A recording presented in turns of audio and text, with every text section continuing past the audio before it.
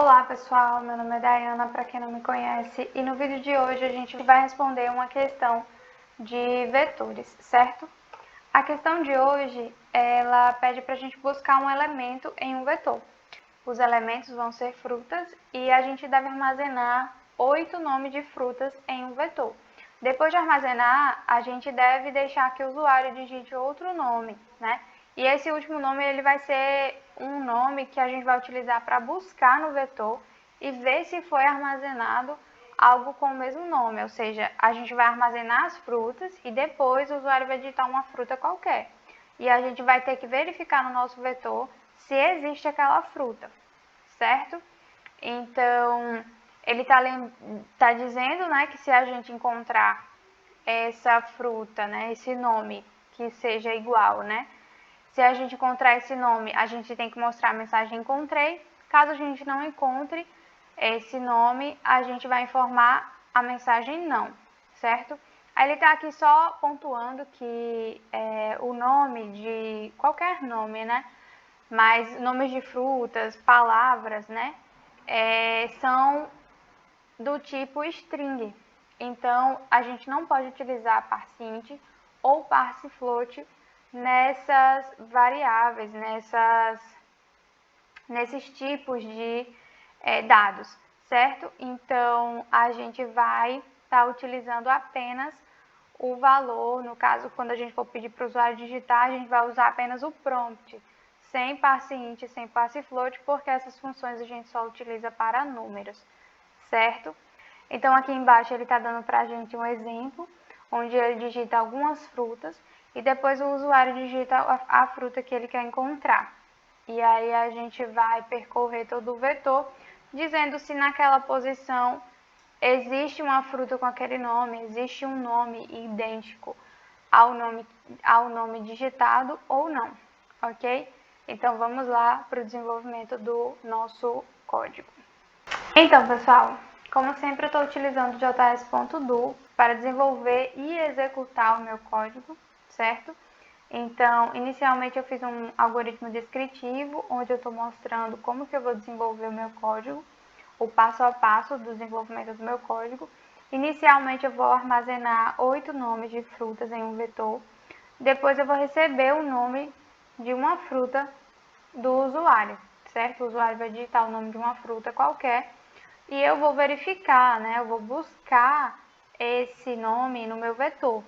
E aí eu vou verificar se o nome é idêntico, se o nome que eu encontrei no meu vetor é idêntico ao nome digitado pelo usuário. E aí, se eu encontrar, eu vou mandar a mensagem dizendo que encontrei. Se eu não encontrar, eu vou mandar a mensagem dizendo não encontrei. Ok? Então, vamos lá desenvolver o código. Não sei se vocês sabem, mas um vetor é uma variável, certo? A gente vai definir essa variável da mesma forma que a gente define outras variáveis, utilizando o var, certo? Mas nesse caso, ele vai ter um tipo específico, que é esses dois colchetes. Então, quando você digitar essa linha 9 que eu digitei aqui, ele vai entender que você está criando um vetor. O vetor, eu costumo pensar que é uma variável composta.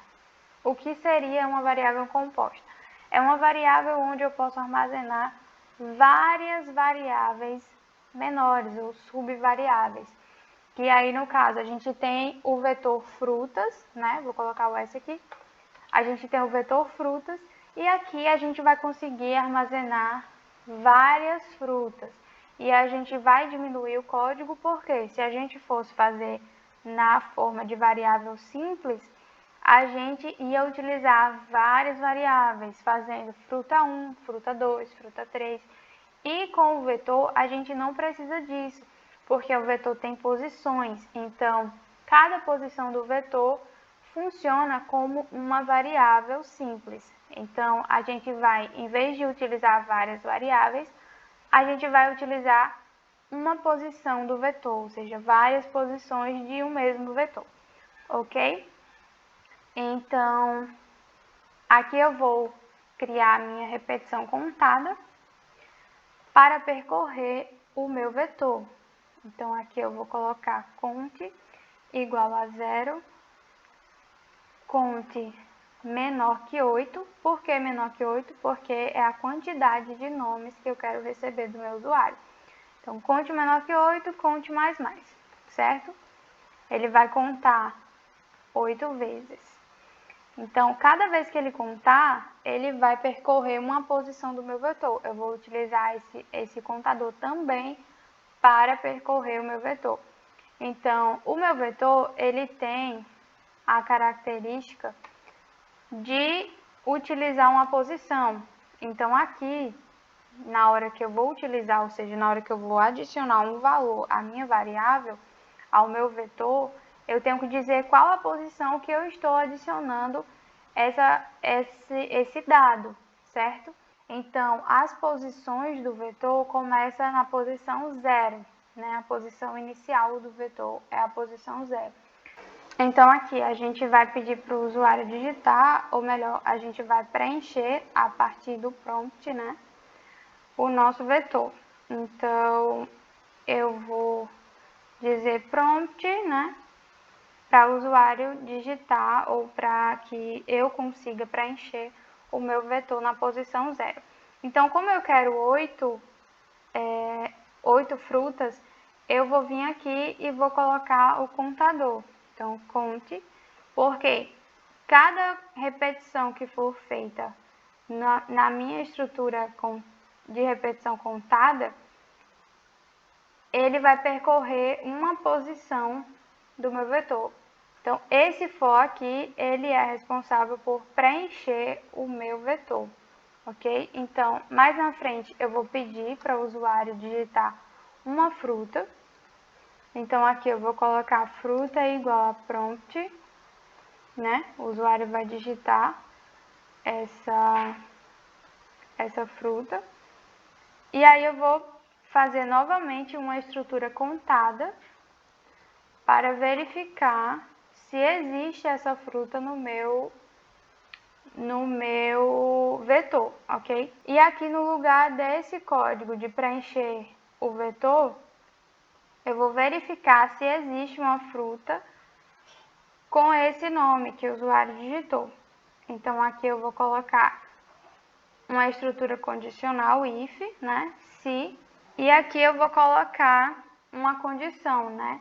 Se a posição do meu vetor frutas na posição do contador for igual ao nome que o usuário digitou, a gente vai mostrar uma mensagem dizendo encontrei. Se não, ou seja, else, né? Utilizando, se não for encontrada essa fruta, a gente vai colocar aqui a mensagem não encontrei, certo? Então, só verificando aqui se está tudo correto.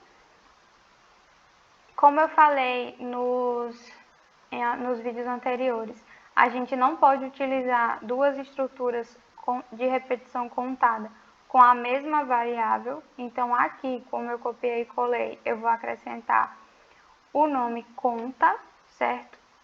Vou acrescentar o A aqui, para ficar diferente a variável do contador, ok?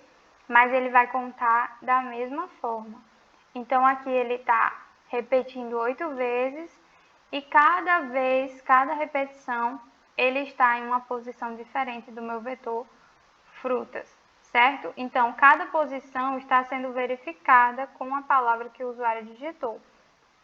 Se acontecer de na posição que o vetor está, ter uma palavra idêntica à palavra que o usuário digitou, ou seja, ter o nome de uma fruta idêntico ao que o usuário digitou, ele vai dizer encontrei. O que é idêntico? É com letras maiúsculas, letras minúsculas, ou seja, ele vai diferenciar se a palavra do vetor está com letras minúsculas e a palavra que você digitou tem uma letra maiúscula, pode ser a mesma letra, mas ele vai diferenciar a letra maiúscula da letra minúscula, certo? Só fazendo um ajuste aqui, né? A palavra frutas está escrita incorreta e aqui eu esqueci de acrescentar o A, como eu fiz aqui nos outros contadores, certo? Vamos agora executar.